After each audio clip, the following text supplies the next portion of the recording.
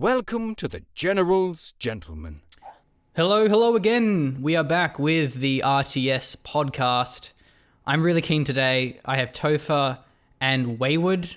These guys are like the Power Rangers of RTS. Like, I've been thinking about like making a meme with like Thanos and his Infinity Stone, and there's like us three and like Greg Black, and then together our powers combined will make a good RTS game. But yeah, hello Wayward. How are you? Destroy half the universe. I'm doing all right. I'm glad to be back. Sometimes it can be hard to schedule these things, but my wife has been really accommodating lately, so I owe her a lot. Cool. And how are you, Topher? I'm doing really well. It's a little early here, but I'm excited to chit-chat a bit. Yeah, so we're going to be talking, at least initially, about single-player campaigns. And we did this briefly in the previous podcast, which Wayward was present in, but I definitely want to hear Topher's thoughts. And I think I also did a shout-out to this last time, but he did write an article on Wayward Strategy, which has been renamed now because of the three of us Power Rangers. No longer is it the singular Wayward Strategist. He wrote about like what makes a good RTS game. So do you want to give us a recap of that, and feel free to rant whatever you want about single player RTS games. What makes a good RTS campaign? Okay, well, I'll try not to rant too much, I don't want to go too crazy. So in my article, one of the things I focus most on is trying to create an RTS game that is just good fiction, and how you want to create a world that people will care about, whether that's through having a compelling villain, like we see in the Red Alert. The Red Alert games have fantastic villains. Blizzard usually does pretty good job with villains that they make the story a little more interesting. But then also you want to give the player context for their actions. I think you mentioned this last time. Was you want loading screens that show them, maybe on a map where they're going, or talk about the characters while they're waiting. Give them something to look at other than just a bar moving across the screen. You want to motivate them with the plot, not just like try to power through. Don't want to click through all the lore. You want them to say, "Oh, this is kind of interesting. Maybe I should stop and listen for a little bit." And the last thing I talked about was how you want the missions to reinforce you want the gameplay to reinforce the story. And the biggest one for me was Deserts of Karak, where in the missions you feel like you're on a desert planet. Your carrier is overheating. You have limited supplies. It's possible to mine out a map and not have enough resources to win because you've made poor decisions. And for me, having gameplay mechanics that help reinforce like your setting or your characters, to me was something that I've really come to look for in the very best RTS campaigns. And so those were the big three things I talked about. So that sounds cool, but how would your average RTS do that? Like, let's say Command and Conquer. Let's say Company of Heroes, Starcraft. Like any one of those games. How would those games reinforce the story in the gameplay of the campaign? I think it might be interesting to take a step back and talk about kind of from a foundational level what you can do to set up an RTS so that it can be successful. Like, I don't know if either of you played Ethereum. It was, I think the same studio that did Battlefleet Gothic Armada.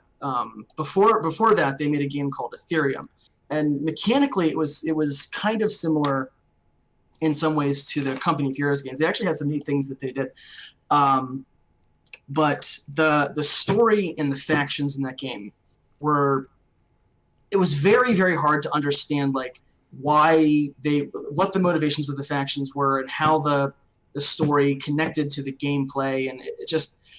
So I think maybe before talking about specifically what it takes to make a good RTS, I think we can learn some things from RTS that really didn't do it very well.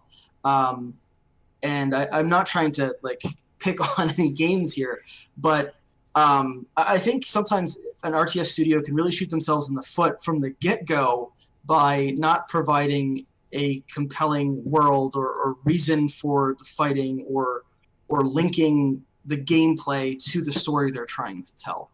Like with Ethereum, there was this overarching kind of background plot about extra dimensional creatures laying eggs in our dimension, and those eggs are a resource that everyone's fighting over.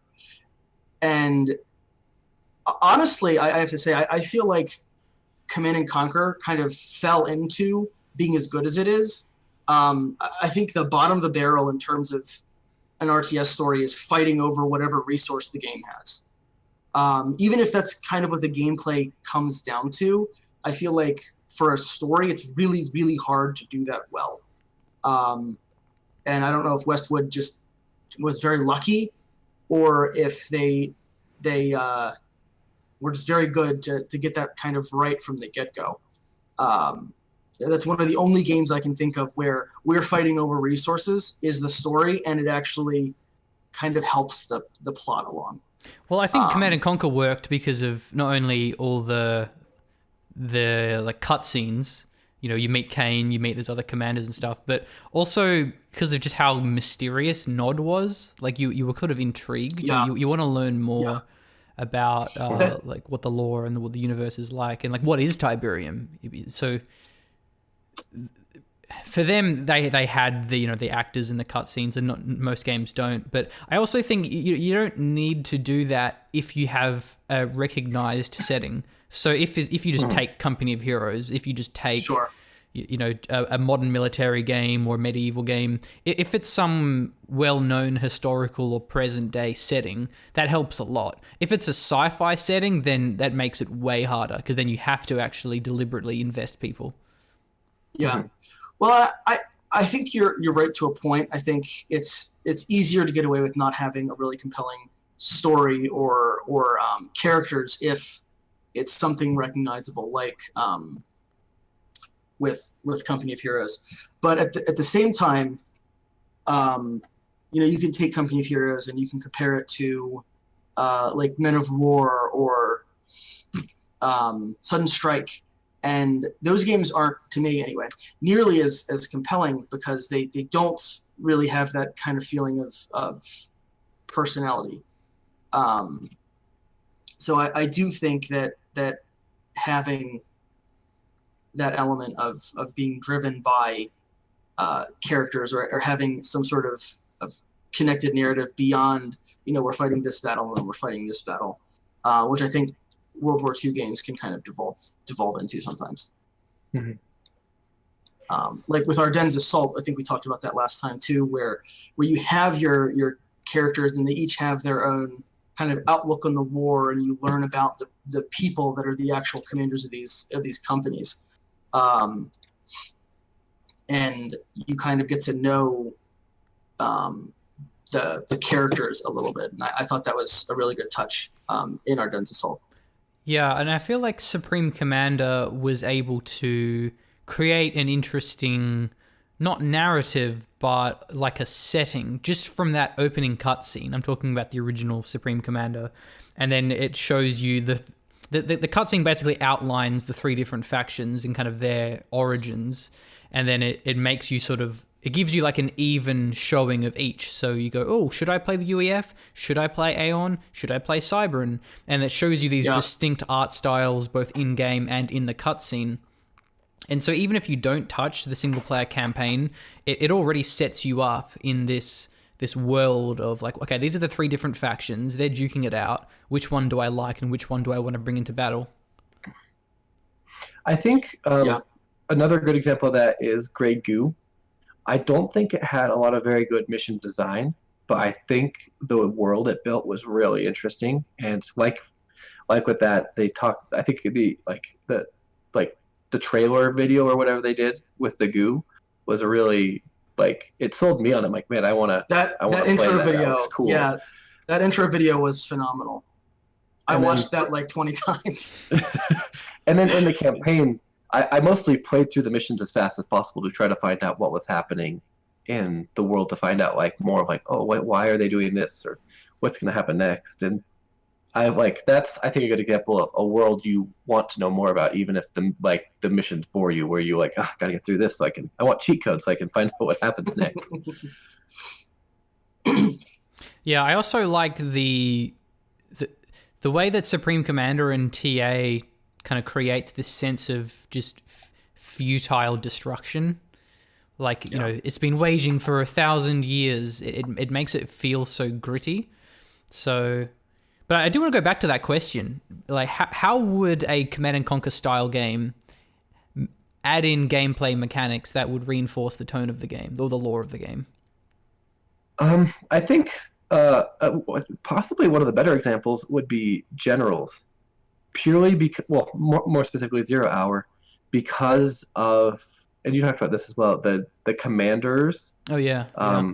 Because you really get the feel that you have these different military commanders within each army vying for control, and you know, like you feel like, oh, there's a toxin general, and there's, you know, demolitions, and then there's like the nuke general and things like that. You get the feeling of these different styles of warfare within the game itself.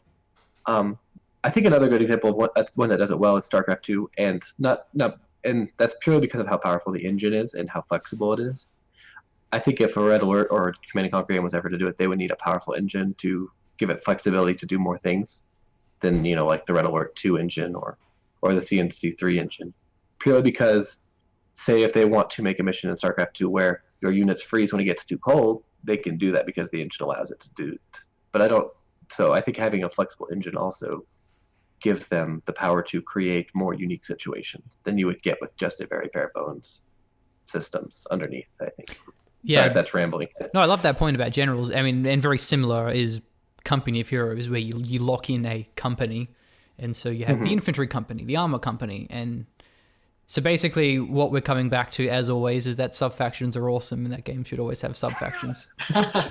Always. I do think it's something I love to see personally, because maybe we've talked about this before. Is I hate mirror matches. Like, I love watching a Zerg mirror because of how mechanically demanding it is. I hate playing it because for me, you lose all of the things that the little quirks and advantages that you could get with your faction that you use to try to overcome your opponents. They have the same advantages and disadvantages. And being able to even have a slight difference that you know, I have this little edge that they don't have. You know, even if they have a different edge that you don't have, it just so for me, having a sub-faction or a system like what Emperor Battle for Dune did, where you pick two like little sub-factions, that decreases the chance that you're going to get into a situation where you and your opponent have exactly the same capabilities. And I know we talked about chess before, or you did that article on chess and the kind of the lessons it can teach. So I feel a little silly saying, you know, I like having these situations where you don't have the same capabilities, but one of the best games ever made puts both players in the same position to start. But I just really feel like, especially I think in the modern kind of gaming world, feeling like you have your own way to approach things tends to be pretty important for players. And I think sub-factions, for me anyway, is one of my favorite ways to experience that. Yeah, I'm thinking about something that I really appreciate that Blizzard does is, or not all the time, but certainly some of the time, is Zerg in StarCraft 2, they really feel like a swarm race.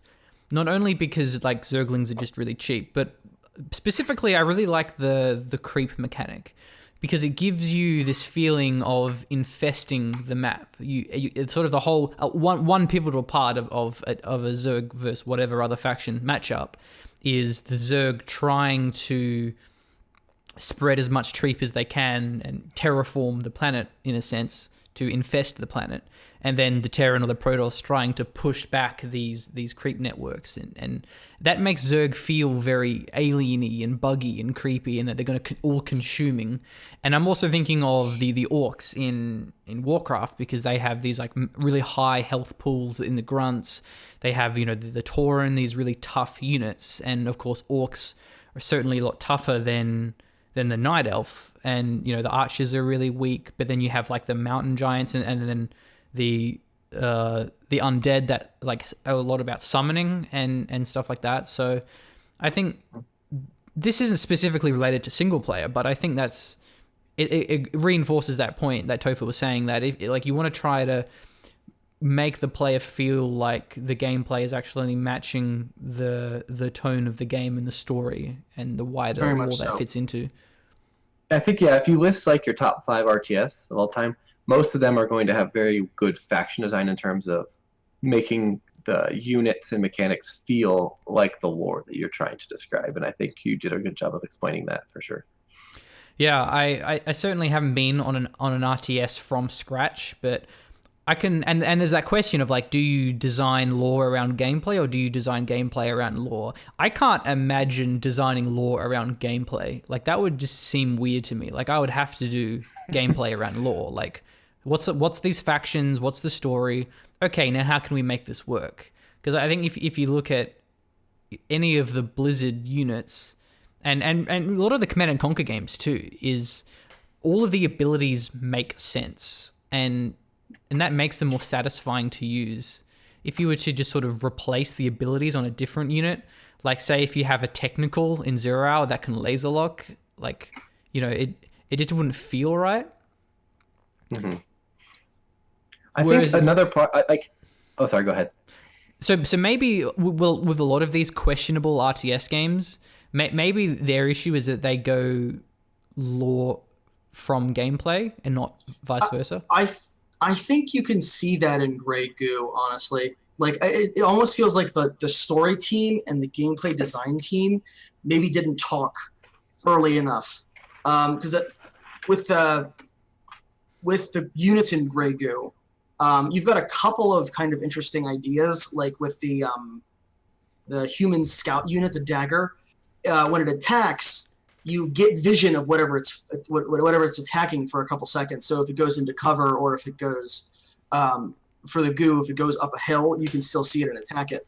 And that's kind of a neat little mechanic there. But a lot of the units are, you know, I'm a tank, I'm an infantry that fights other infantry, and you don't get a lot of flavor out of most of the units, especially early on. And I mentioned Ethereum before. It's kind of the same way. Their factions are all the same. They have a couple of unique systems, and they get like 1 or 2 unique units for the faction.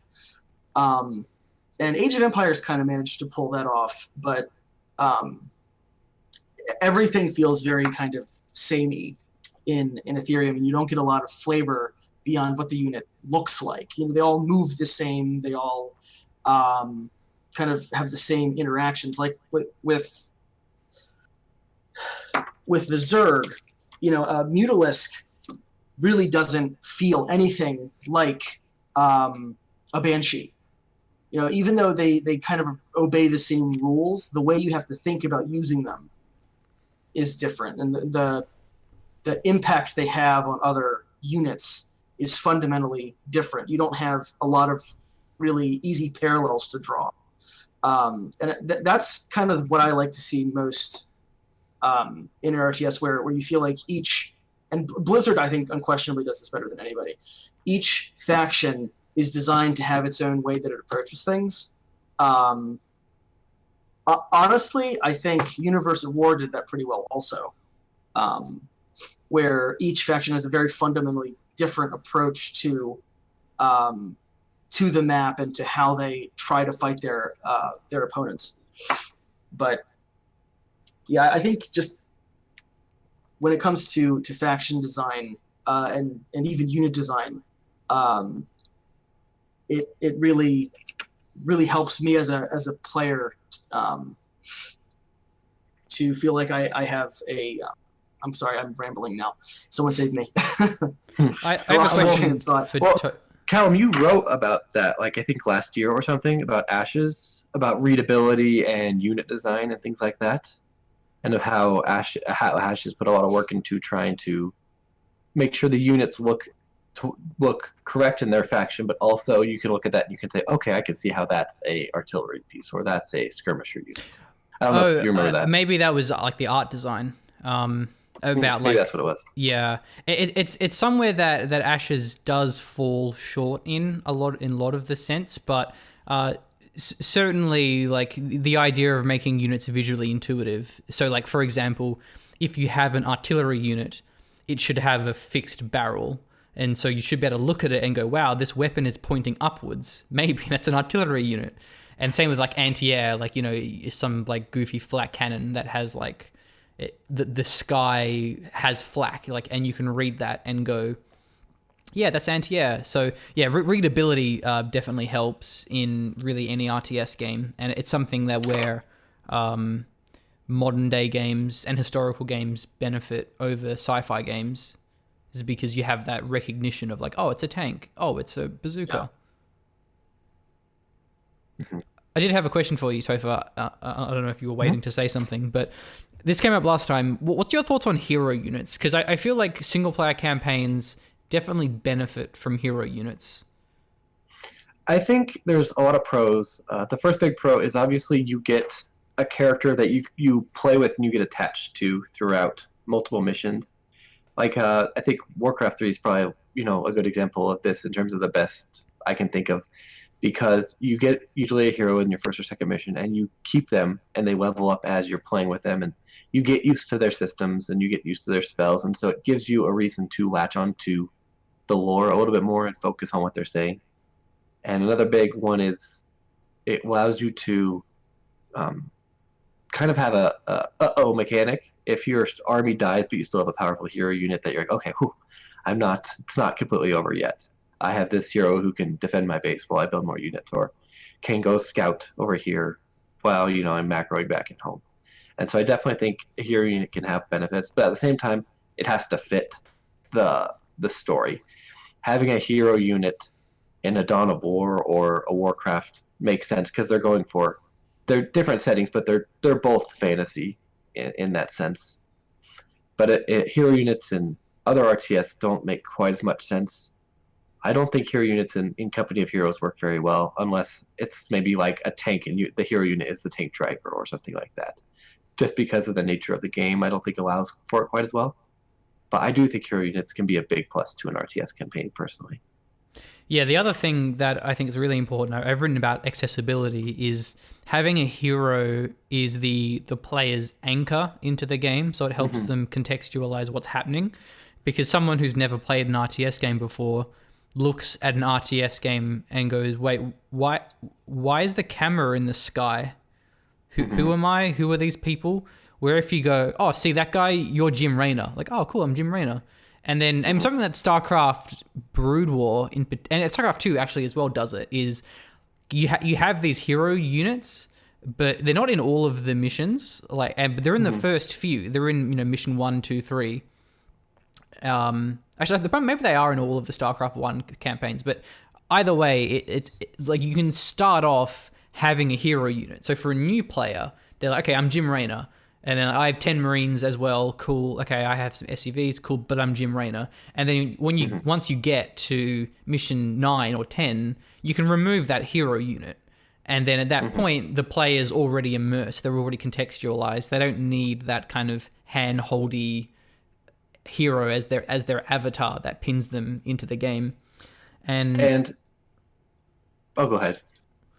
And it doesn't necessarily have to be a hero unit in the Blizzard sense. It can also just be like a commander in Supreme Commander that does the same sort of anchoring.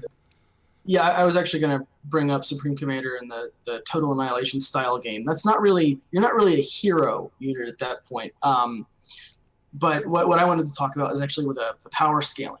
Like in Warcraft 3, the hero unit starts out as a strong unit, and then over time becomes stronger and gains hit points and damage and special abilities as it levels up. And that's kind of the point. That's usually how hero units work in a game. Is they are a significant portion of the overall capabilities of your army. From a gameplay perspective, I kind of like that. I think most people tend to play from watching games and from playing them myself. You kind of want to have a bunch of things you could just blob up and order around, and then you want to have high impact units like spellcasters that you control separately. So I think that's not a bad model for allowing players to approach the game. But with the Supreme Commander or the Total Annihilation model, it's the exact opposite. It starts out being one of the single strongest things in the game, and then by about the mid game, it's a liability. And I think that is a really interesting model because it kind of decreases the ability to have this monolithic. We talked about how Dawn of War, in the late game, you have a couple of giant heavy hitters that you care about, and Supreme Commander is exactly the opposite.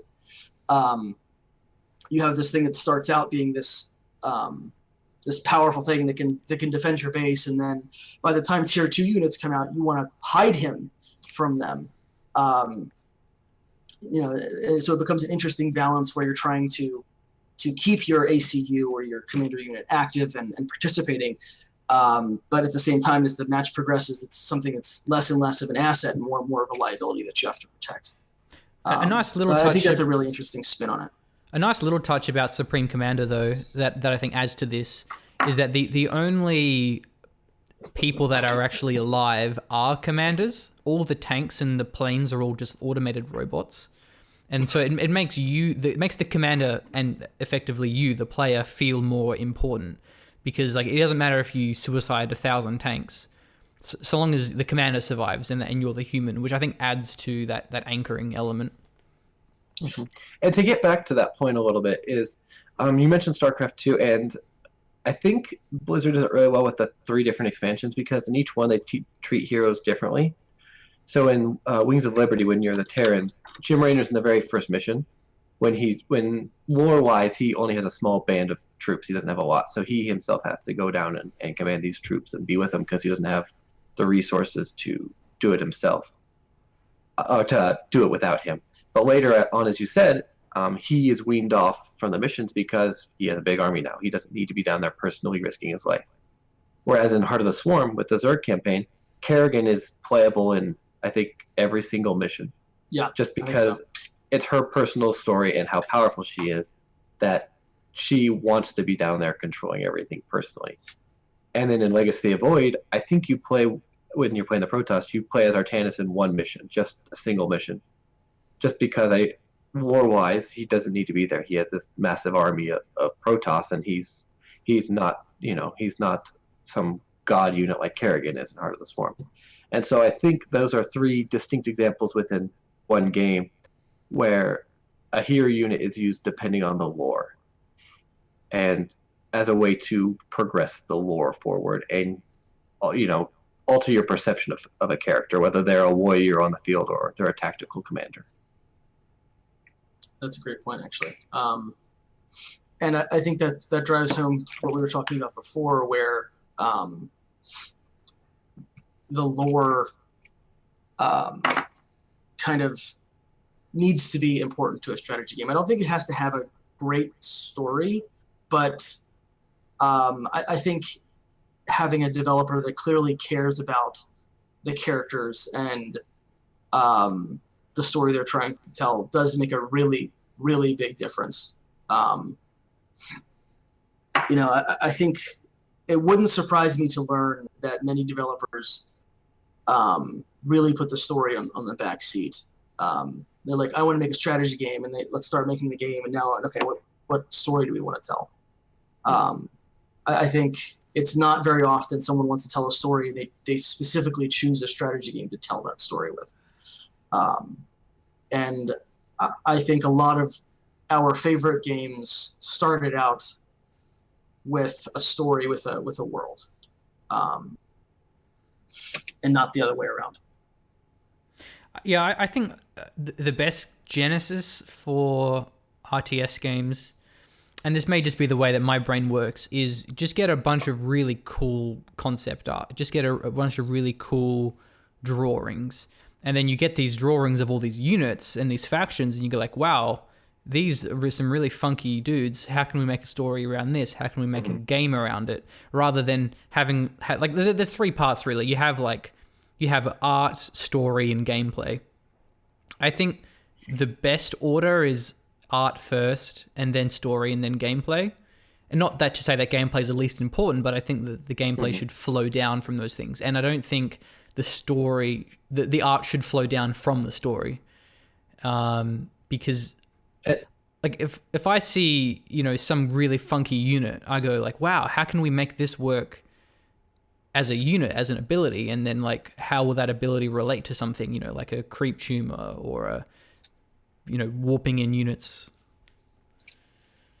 And I think part of that, like, I mean, that's kind of like the iconic Blizzard way of doing it. Like you have like, yes, Samwise and Metzen who would just doodle on, you know, napkins at restaurants and design entire factions just in their free time before they ever started working on Warcraft or Starcraft.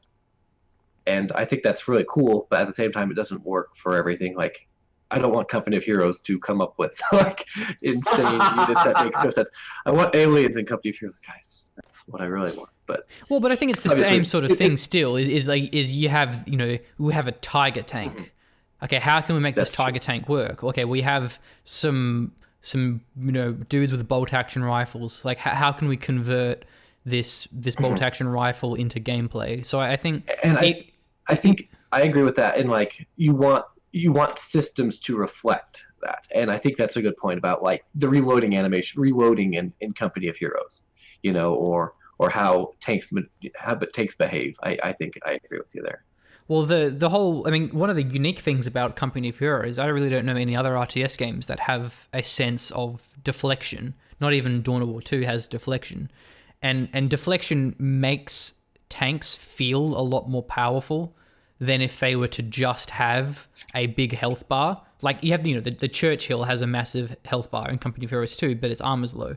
But the most badass tanks, like the Tigers, they feel so tough because you see all these bazookas and AT rounds just ricocheting off this Tiger, and then that makes it feel a lot more potent. And that's and so that you can start with that art is you go, okay, we have this incredibly tough tank. How can we make this feel tough? You go, what if we have a system of bouncing? What if we have a system of rear armor? I really agree with that. Having systems that reflect what you want is, I think, very important. And I think that's a good example of it. We want this to feel strong, but we don't want it to be a damage sponge. And so that's a really good example of finding a system that conveys it without adding the problems of just like, it has a huge health bar and it's not going to die for a while. Yeah. I mean, a Tiger tank is going to survive a while no matter what. But, you know, deflection is a good example of that, I think. Like your Tiger won't feel badass if a bunch of rifle shots are lowering its health. Yeah. So, Topher, what's your thoughts on having single player and multiplayer as semi-different games in the way that Starcraft 2 or Dawn of War 2 does? I think that's, well, in modern RTS, I think that should be the staple if you're a decent-sized development team. Obviously, if you're small, it's not practical to come up with something entirely new, but I think having a single-player game that has, or having your single-player aspect have units that aren't in multiplayer, have systems that aren't in multiplayer, that has other styles of even enemies and things like that are the best, is really good because it's so much more engrossing. And because so many RTS buyers play the campaign mostly. They don't go multiplayer, so you can go crazy and wild and not have to worry about balance. In Warcraft 3, they had like mini factions. They had like the Naga. Yeah, that was sick.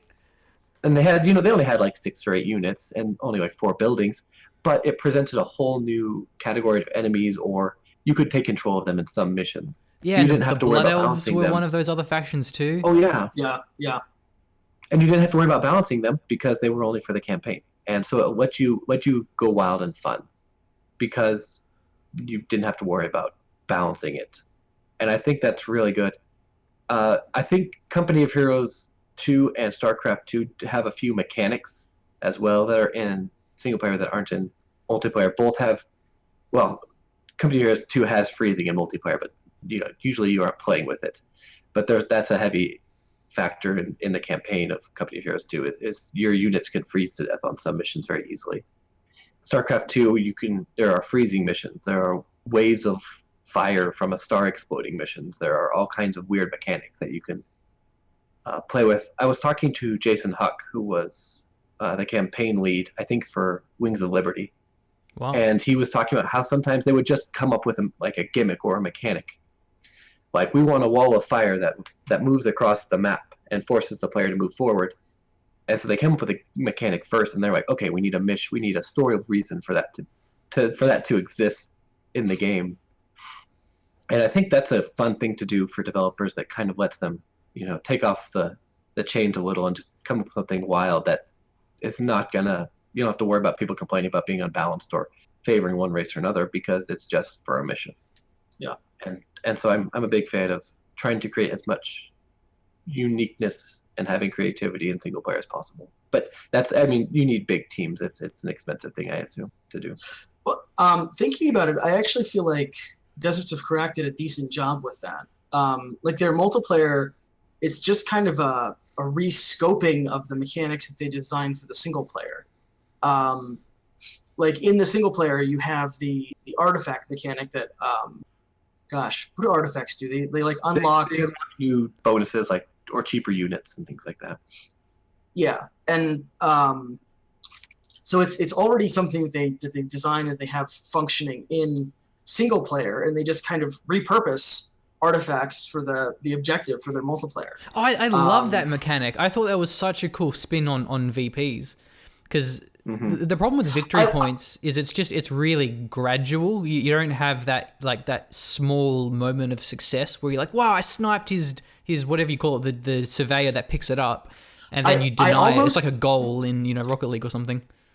I almost wish they would just have dropped the artifact when the unit died, so you can like fight over it. So you kind of have a capture the flag sort of system. Also, I felt like they were, I don't know if they ran out of time or assets, but that kind of like fence thing, that circular fence. Oh yeah, that was boring. I feel like they could have had like a drop ship sitting there or something, or something a little better art wise. But yeah, I think they had a good idea with the system. But also with resources in single player, you're kind of like, you're finding these wrecked ships and you're like scavenging them, which is actually a really fun idea, both from a mechanical and a lore perspective. And they repurposed it pretty well for multiplayer too. I think some of the initial maps were a little too safe from a design perspective. So you had like your half of the map and my half of the map, which isn't as fun in a game where you have a giant mobile base rolling around the map. I think some of them, they did a better job of kind of putting the resources out in the middle of the map a little bit better. But so I think that's an example of, you have a clear goal for the game, and you implement it one way in single player. And you don't have to make a huge change to make it work in multiplayer by scaling it back, or kind of taking the same assets and just treating them a little different. If you're not a big team. Well, one thing I want to backtrack to that I forgot to bring up in regarding heroes is, I think one of the things that you have to be really careful of with implementing heroes in a single player campaign is, if they progress in between missions, they somehow they can't be overpowered. I don't know if you guys ever played I'm blanking now, Spellforce 3. So that's an RTS/RPG hybrid, both in multiplayer and the single player campaign.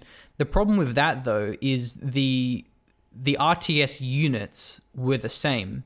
It was like your multiplayer RTS units in the single player campaign, but every single mission, your heroes get stronger and stronger and stronger.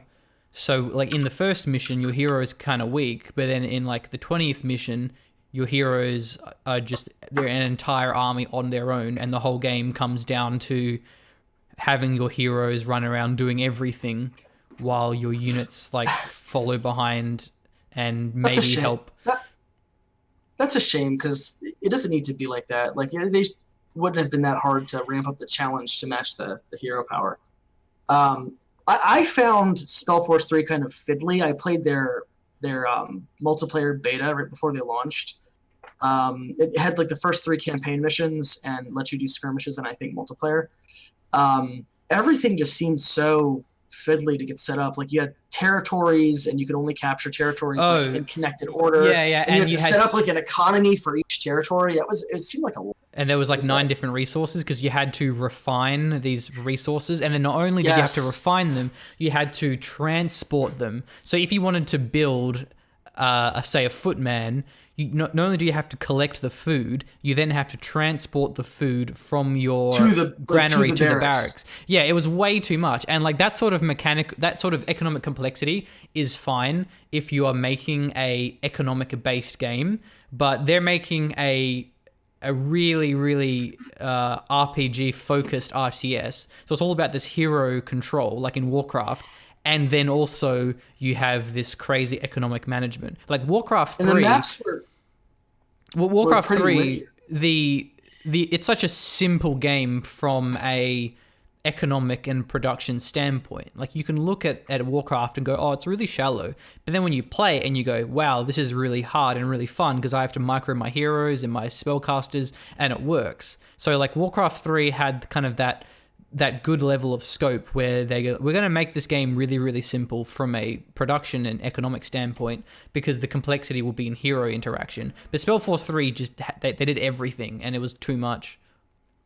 Yeah, and the levels were also pretty linear, from what I recall. Like a lot of them, you had to like go around the entire map to get to your opponent, like territory by territory, fighting creeps and like neutral units in like every territory to like get to where your opponent is. Yeah, I liked its campaign, though I didn't like the RTS elements of its campaign. Like I sort of wish they went the Dawn of War 2 route where they just fully committed to our single player isn't an RTS at all, it's an RPG.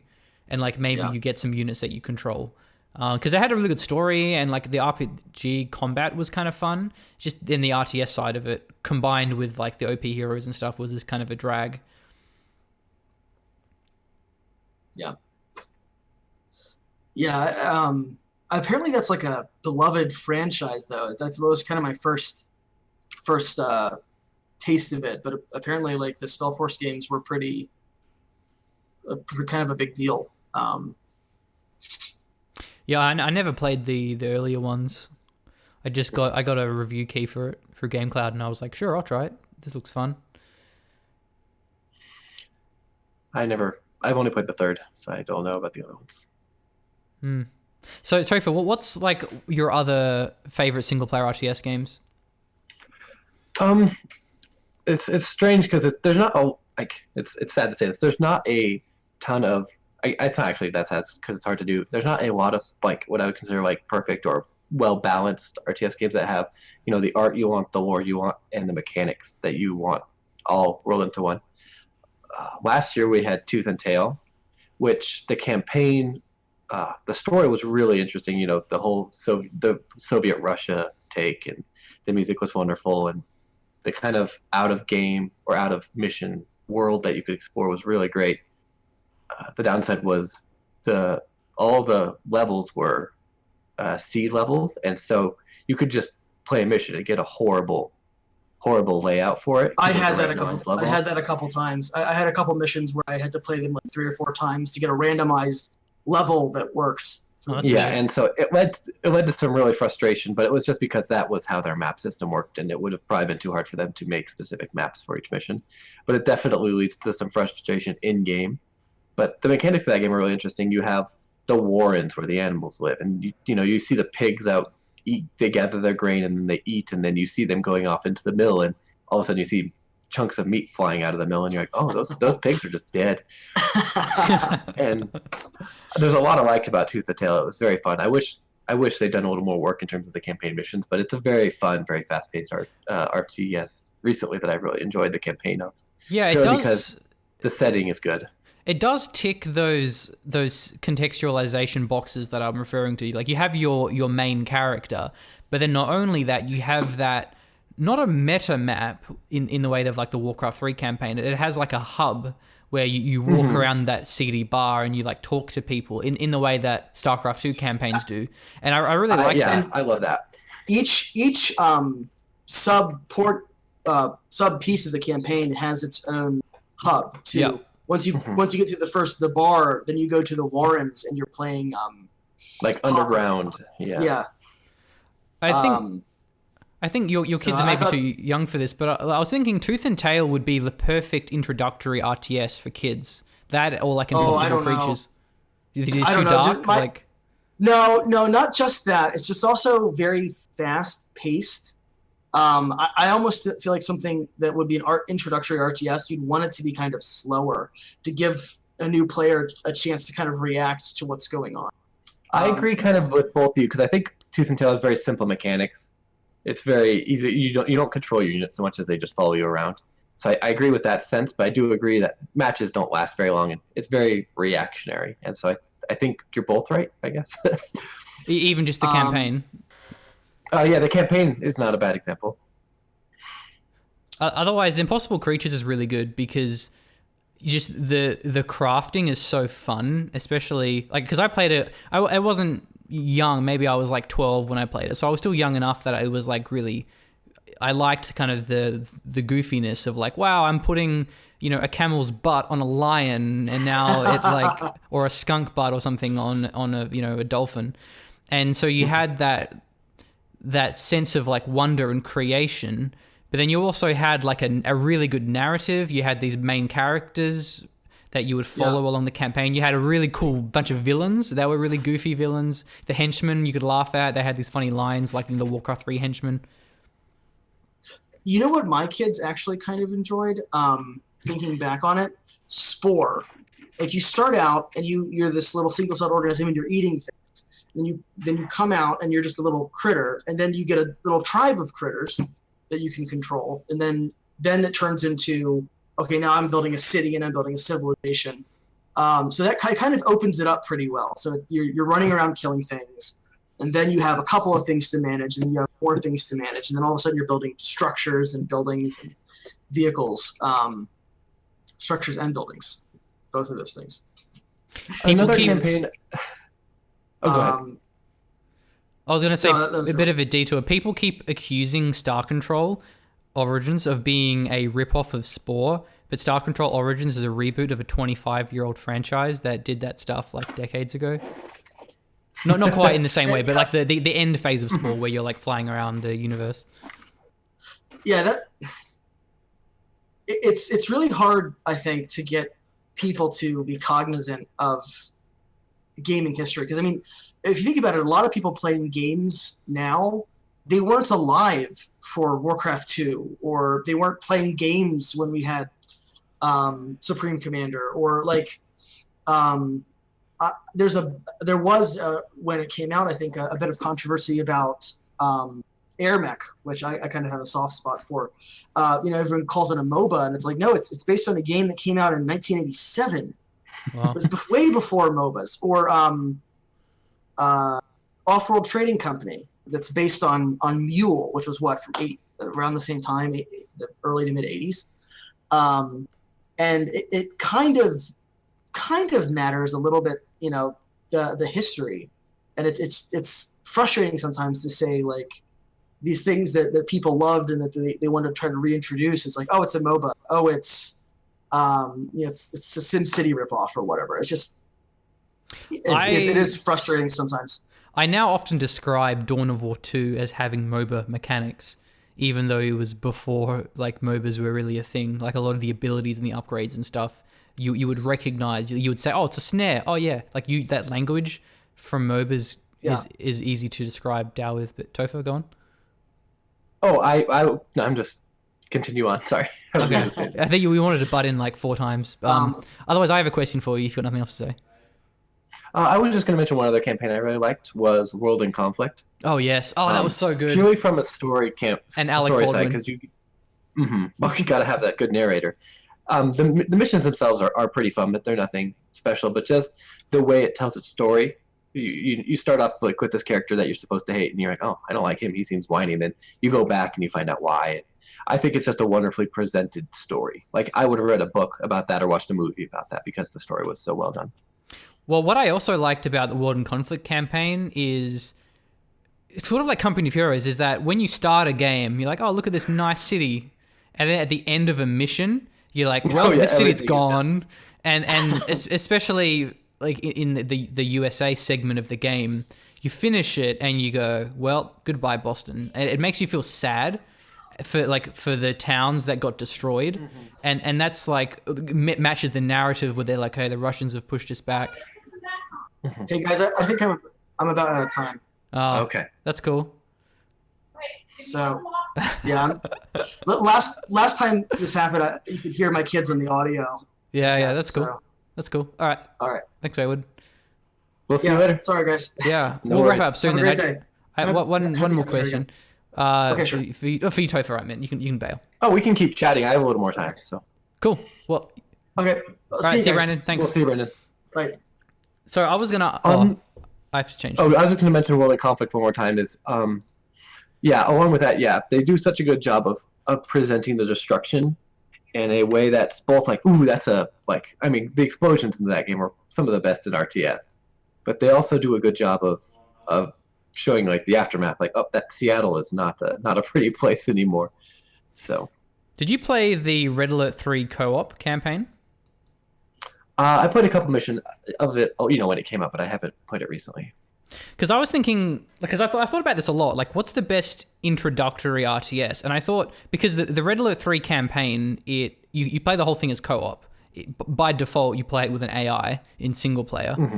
And Red Alert 3, it's so funky from a art style perspective, from the unit design perspective, and I thought maybe that would be a good introductory RTS to especially someone who's a bit younger, because you can play it with them. You'd be like, you do that, I'll do this. And that's something interesting, actually, because my son, who's 6, I've actually been teaching him how to play RTS games. So he's actually played Tooth and Tail and Starcraft 2.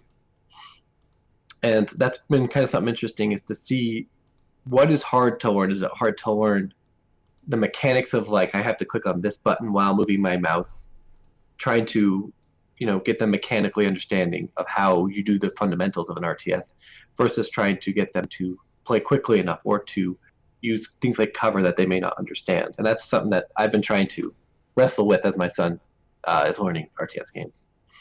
And so having co-op or like Archon and StarCraft 2 is probably a very good way to go, because you can carry them while they tinker. Yeah, and Icon mode's cool because you can gradually introduce more complexity. So you can be like, all right, I'm going to do everything. Jimmy, all you're doing is building supply depots. Just build me supply depots. That's all I need, man. And then if he does that really well, you're like, cool, man, nice work. Now call down mules. Build supply depots and call down mules. And he does that. Okay, now do upgrades. So you can have that all of the fun of multiplayer and that replayability of multiplayer, even if you're just versing AI. But then you can also gradually introduce more mechanics. And I think Icon mode works so well. Then when you start getting more and more into it, because you have that sort of defeatism where you both raise and lower your supply depots, and then you just horribly lose to like a Zergling all in, and then you just laugh at each other, and you're like, oh, why'd you raise it? Oh, I thought you raised it. Like that's fun. Like you don't take it too seriously. I really wish more RTS games had that Archon mode style where you would share control, because I think that the problem that a lot of team games have is that they're two separate 1v1 games, and then that's just inherently frustrating, because then if you have one person who wins their lane and the other person who loses their lane, that person feels really shit because they let the team down. Whereas in Archon mode, it's not obvious like who's playing badly and who's letting who down, and then you get more of that combined camaraderie. And it wouldn't work with a lot of games, but some I certainly think it would. Like if you were to play Company of Heroes and you had 3 squads, I had 3 squads, and if you were to leverage a Company of Heroes style game with that sort of Company of Heroes mechanics with more Archon mode, so you had like one guy has infantry, the other guy has support teams. Like I only have machine guns. That's actually how World in Conflicts multiplayer worked. Yeah, each person picked what they were. So like in the single player, you controlled the artillery and the tanks and the infantry, but in multiplayer, it was a true team game in the sense of one of you needs to be the artillery or anti-air, and one of you we need 2 tank people right now, and you could switch depending on your needs. And I think that like I think that's kind of something that we've never seen before or since in terms of focus as like a hyper-focused role in a multiplayer. Yep. In terms of an RTS. Yeah, like a MOBA. I think though with that, like it may not be. I didn't actually play much of the team games. I played a lot of like the 1v1s where you would have all of the things, and I loved that. But I think if it was just kind of rock paper scissors where it's like aircraft, artillery, infantry, it might not be as fun as something more like both Starcraft and the Company of Heroes type gameplay where it's more support oriented, you know, like suppression, indirect fire, or like, you know, macro upgrades. Like I think you don't want to just be playing alongside your teammates.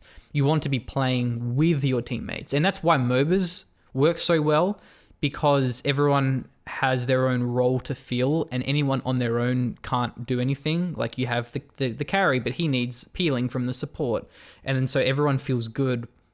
Even if they don't necessarily do much, they still feel like they've had a meaningful contribution. And one mechanic I would like to see implemented at some point, but I don't know how you do it well, is to have a co-op campaign or a co-op multiplayer, or like a 2v2, where one person controls the army and one person controls, you could say, commander abilities or off-screen abilities. So you'd have one person who would be the support. So they would, in Company of Heroes, they would be dropping down supplies, or they would drop down an anti-tank gun to their troops. So they drop it like, okay, you're going to be at this point, so I'm going to drop you an anti-tank gun to support you, or I'm calling down artillery to cover your retreat here. And so you'd have a person with one maybe lesser or different responsibility that they could be dealing with to support the main.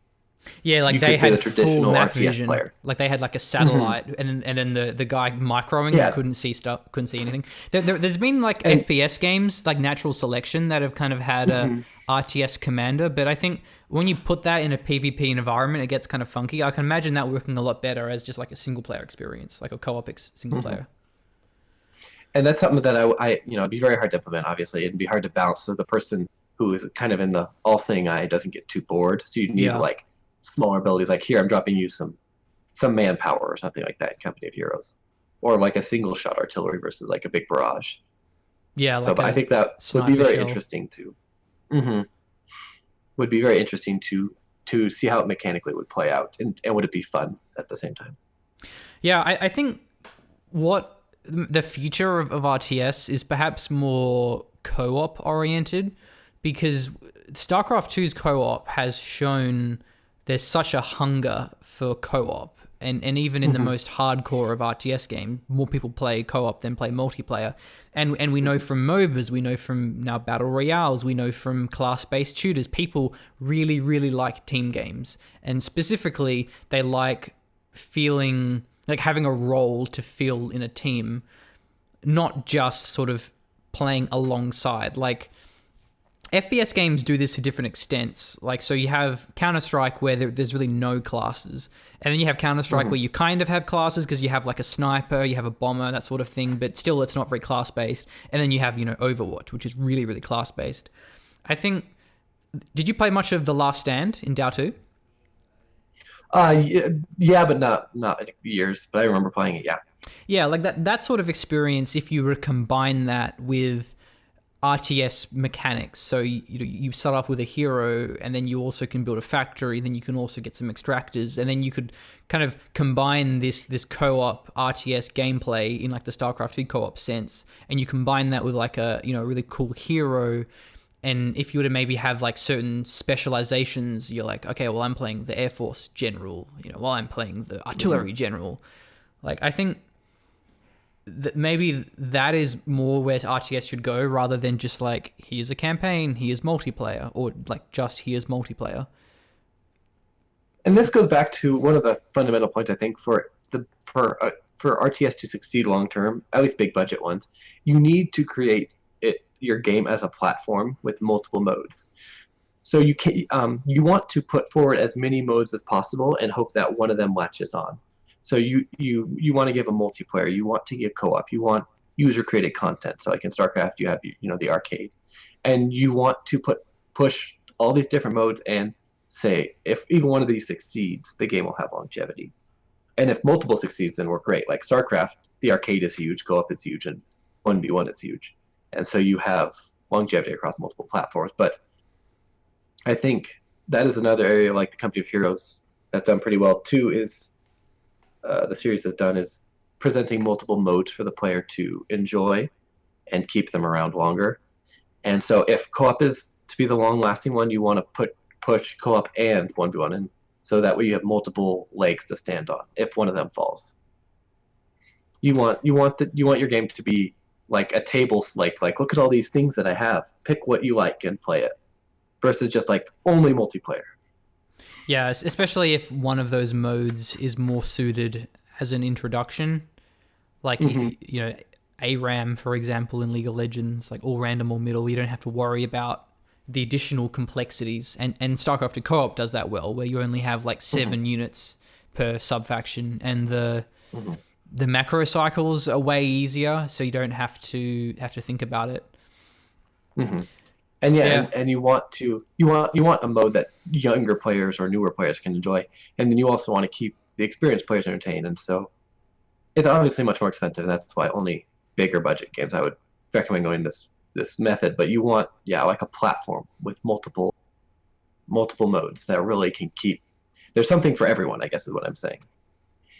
Yeah, but what about Company of Heroes and Age of Empires? They really don't have any other modes, and they have lasted very well. Age of Empires, I don't know how to explain how Age of Empires 2 is still so popular. You don't I guess like people just like nostalgia. I hadn't played it in a long time, and I played it last year, and I thought it hadn't aged very well. But there is obviously some serious nostalgia factor there, and the fact that it's has such it's a very iconic game in its mechanics and its style, and so for that reason, I understand why it's been around for so long. For Company of Heroes, at least with 2, I think it does have a lot of different modes. Obviously, multiplayer is the most popular, but it has Ardennes Assault, it has co-op missions and skirmishes. Yeah, Theater of Wars. There's a lot in there that they've added since launch, which wasn't as enticing as I would have liked. But since then, they've added a lot to the game to give it more modes for everyone. The first Company of Heroes, though, just had, I think, fantastic multiplayer that people kept coming back to. Well, ironically, Company of Heroes 1 had some really funky modes. In Tales of Valor, they added like Operation Stonewall. Mode, They didn't take off though. I think, and there was like a not tower defense, but there was a wave defense co-op thing, and people got bored of those pretty fast. And I think that's actually a good example of something probably fairly easy to implement if you have your engine already built, like they did for Company of Heroes, that they would just add on in the expansions, because Company of Heroes, the first one, I think it had like 3 expansions or 4 expansions. And each one was kind of like a small... 2 expansions. Opposing Fronts and Tales of Valor. That's what it was. And each one had its own little... It added a new mode each time as well, which I think probably wasn't too hard for them to implement. And was saying, hey, we give you a new thing. If you like it, awesome. If you don't, not a big loss for us. But it provides something potentially that players could like. They didn't, but it was an option there. I think it also really helps from a marketing perspective. Like in particular, new mode.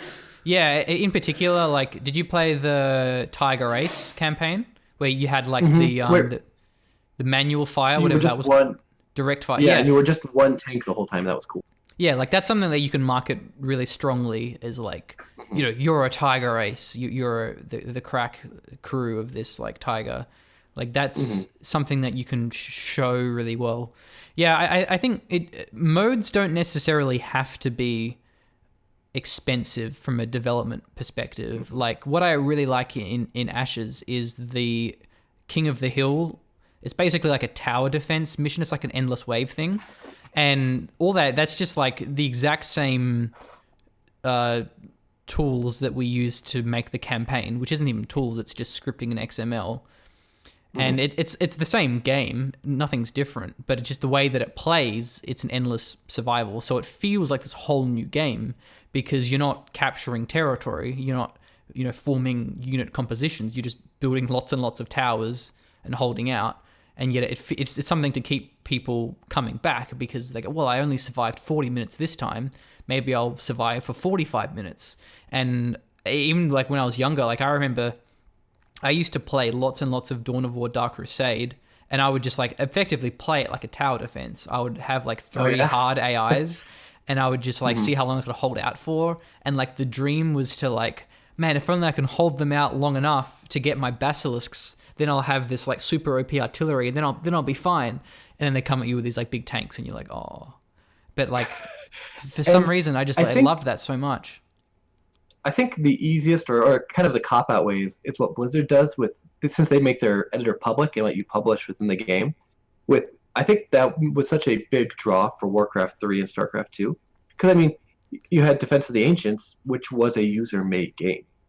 Yeah. And that was a massive draw for Warcraft 3. And StarCraft 2's arcade, because the engine's so powerful, there are first-person shooters in there. There's tons of RPGs, you know. So by creating a public source arcade like the Blizzard games have, you could say you can come into our game, and if you don't like what we have, someone's probably made what you want in our engine already. So go look for it. Like, and there are RPGs, there's action games, there's all kinds of things in there, and I think it's obviously an easy way to do it because you don't have to do anything. You just pretty much make your engine available free, which isn't a big cost to you anyways. And I think that's another good way to draw people in.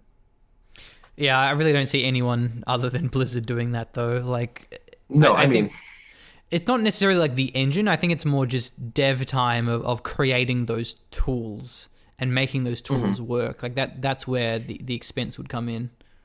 And obviously, in RTS games that use a third-party engine, that's not quite the same option. If you're using Unity or you know, anything like that, you can't.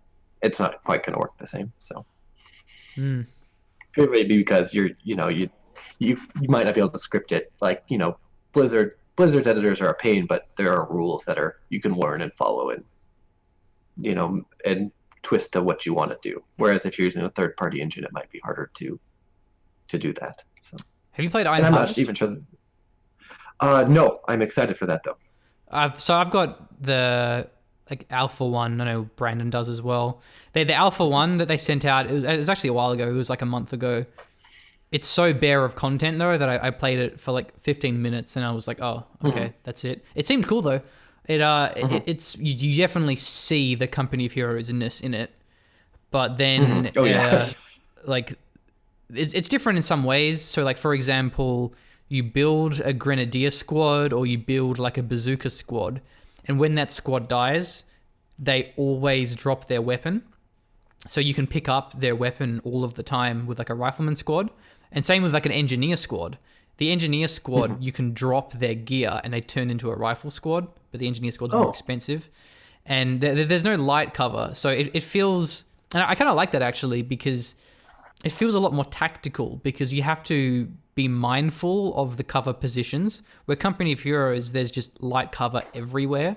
And so it's like, it's less about deliberately taking cover, more just kind of like moving and then just you're in cover. Especially Company of Heroes 2 in that sense.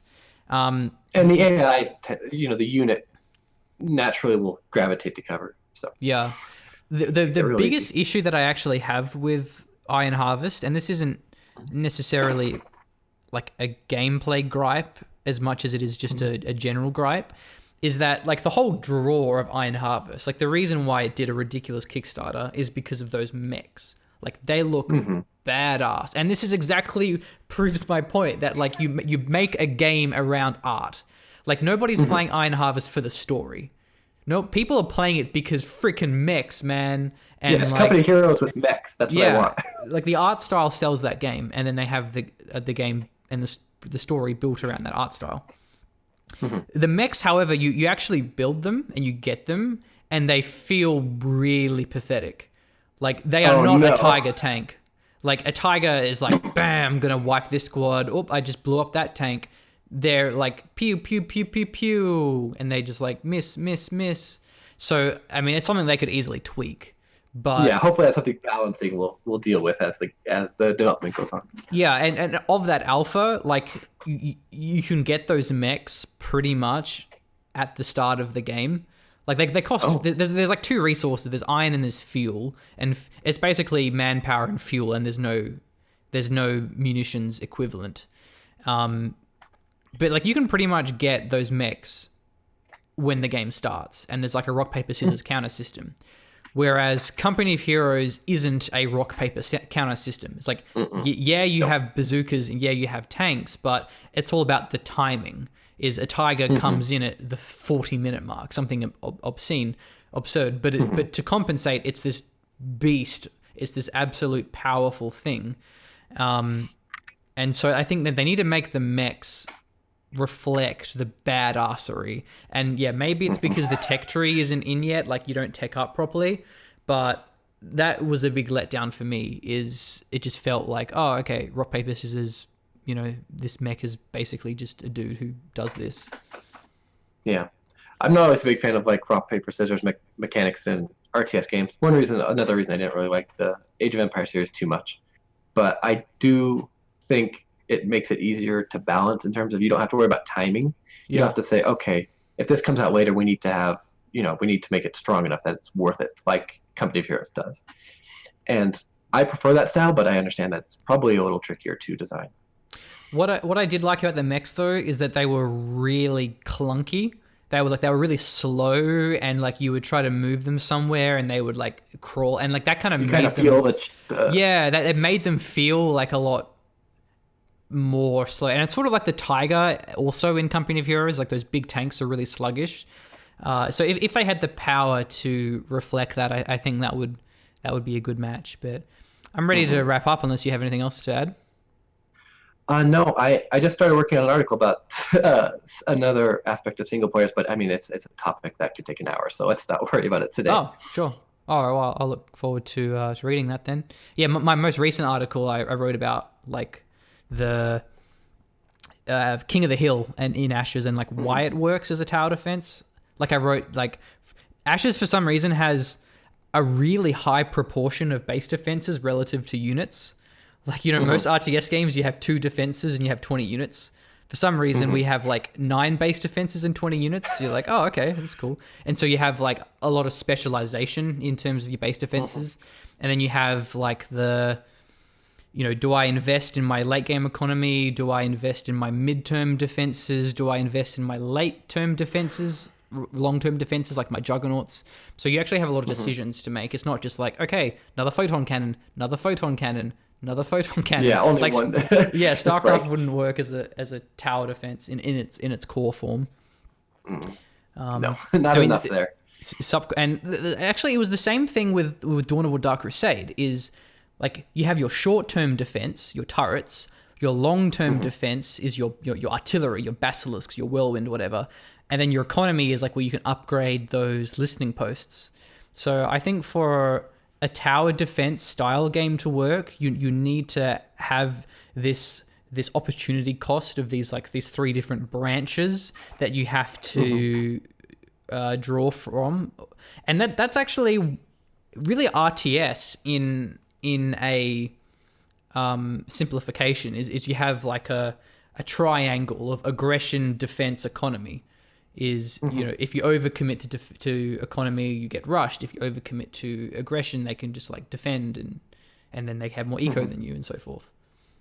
In StarCraft too, there's a kind of a famous saying. It's like, it's like a triangle. It's like when your opponent attacks, you defend. When you attack, expand. When your opponent expands, attack. And so it's that cycle of having. You don't want to be able to do all of those things at the same time.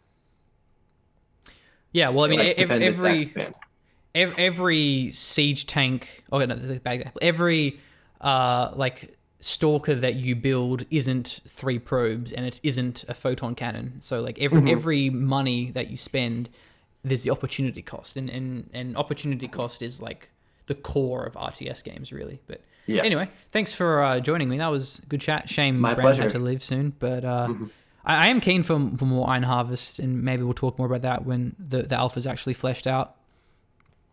Sounds good. Thank you very much for having me.